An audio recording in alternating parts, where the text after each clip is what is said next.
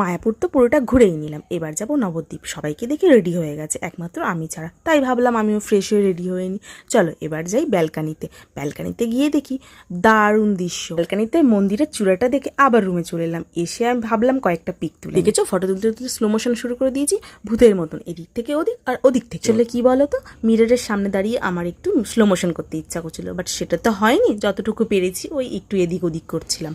তো এই হলো ব্যাপার। এবার দেখো, এই কাকিমা মন্দিরের দিকে তাকিয়েছিল, তাই ভাবলাম কেন পিক হবে না, একটা পিক তোলাই যায়। এটা কোন ধরনের স্টাইল আমি জানি না, আমার মনে হলো পাখির মতন আমি উঠতে চাইছি। রুম থেকে নিচে নেমে গার্ডেনের সামনে ছবি তুলছিলাম।